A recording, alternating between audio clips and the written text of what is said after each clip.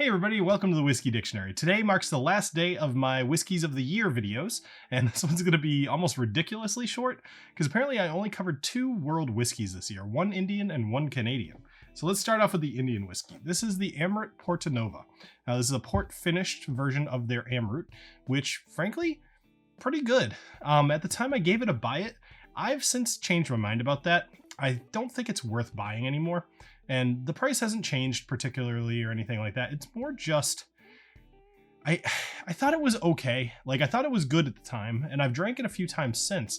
And more so, I've shopped it around to a few of my friends. Like as you would imagine, I have like a group of guys and women, a couple of them, that all want to drink everything on my shelves. And it's wonderful when they do. But when that happens, I usually test drive some stuff. And this was one of them. So the Portonovo, I was like, hey, let you try this Indian whiskey. It's pretty cool. It's port finished. And almost unanimously, people weren't loving it. And they do tend to love most things that I suggest. So I kind of more am saying like trial by jury here. Like it doesn't do as well as what I thought. So I gave it a buy it. I no longer support that anymore. I think this one might be even something you want to just not bother with. But if it's, you know, kind of your thing to try port finished whiskeys, like this is a pretty good one. Last is the Lot 40. This is the Dark Oak Rye, and this one was kind of an important bottle for me, mostly because I have said multiple times on this channel that I'm not a huge fan of Canadian whiskeys. I love the concept. I love that they take all these different things, marry them together after they've aged, and then just like can kind of blend whatever they want. It sounds amazing, except I just don't tend to like that Canadian taste. It's something is in like every bottle of Canadian whiskey, and this one has it too. It's just mostly overshadowed by like better tastes. So I gave this one a buy it.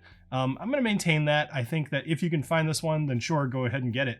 But more so, I'm interested in you guys, the audience. Like, what Canadian whiskeys should I do? I would love to cover more of them on this channel. Frankly, I would love to, because Canada watches a ton of my stuff, and I would love to give you guys some attention. What should I buy? What is good? So let me know. All right.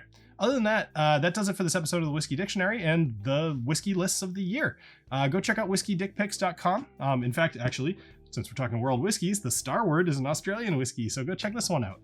The other two are fantastic as well. But aside from that, remember, get back to me about the Canadian whiskeys, and I will see you tomorrow for my video on the goals and how I did for this last year. I suspect not very well, and my goals for next year. All right, see you tomorrow. Cheers.